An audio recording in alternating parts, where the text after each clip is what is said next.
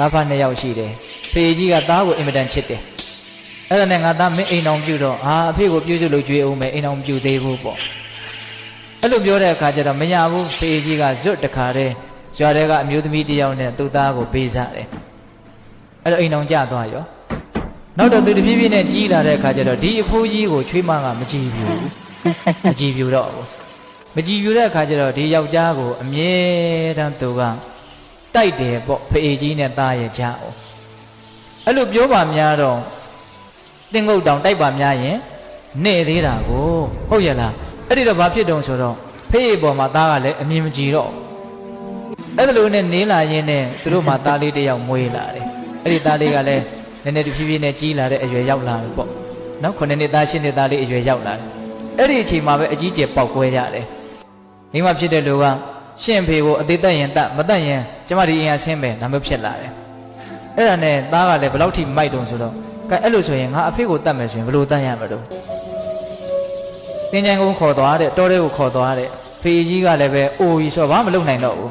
အဲ့ဒါတွင်းတူးပြီးတော့အဲ့ဒီတွင်းထဲကိုထည့်ပြီးတော့ပေါက်ပြားနေတာတခါတည်းထုတက်ပြီးတော့မြုပ်ထားခဲ့လို့အဲ့တိုင်ခိုင်းတာအဲ့ဒါနဲ့သားဖြစ်တဲ့လူကကောင်းပြီဆိုပြီးတော့ဖေကြီးကိုလှဲပေါ်တင်ပြီးတော့တင်းချိုင်ကိုခေါ်တယ်အဲ့မှာသားပေါက်စာလေးကသူတို့သားလေးက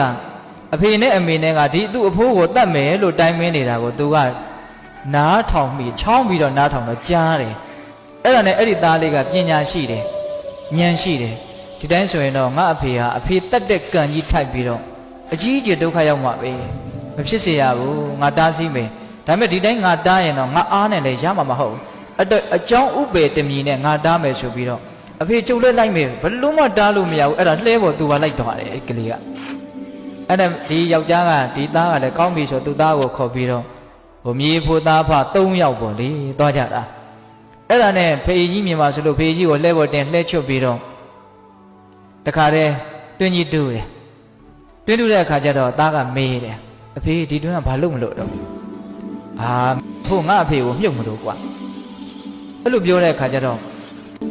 This is a special place we need to be careful. တူရတာမပြီးသေးတော့မောပြီးတော့နားတဲ့အချိန်မှာသားကအဲ့ဒီပေါက်ပြားယူပြီးတော့ဟိုးနားလေးမှာခက်လန်းလန်းမှာတခါသားကလည်းအတင်းတူးတယ်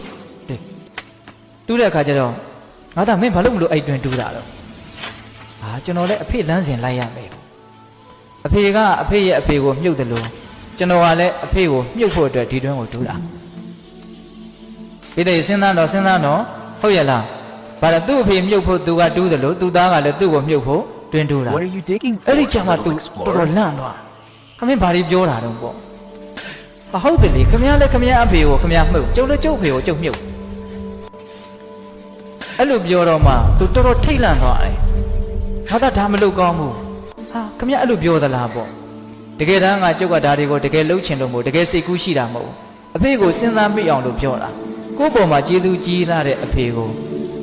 ဒီအမေရဲ့စကားကိုနားထောင်ပြီးတော့ခင်ဗျားဒီလိုလုပ်တာကောင်းလားလို့အဲ့ဒီမှာသူလက်တွေ့ဆုံးမတာအဲ့တော့ဦးဇင်းတို့ကဒီဇက်တော်လေးကိုဘာကြောင့်အမှတ်ရတာလဲဆိုတော့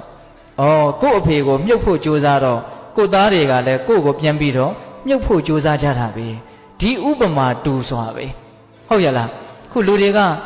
စုံရည်ဆိုပြီးတော့ပြန်ပြီးတော့ဆံဖို့ကိုမကြိုးစားဘူးဟုတ်တယ်မဟုတ်လားမိဘကသားသမီးကိုချစ်တယ်အဲ့ဒီသားသမီးကလည်းသူ့သားသမီးကိုချစ်တယ်အဲ့ဒီသားသမီးကလည်းသူ့သားသမီးကိုချစ်တယ်အပေါ်ကိုပြန်တက်လာတဲ့လူကိုမရှိဘူး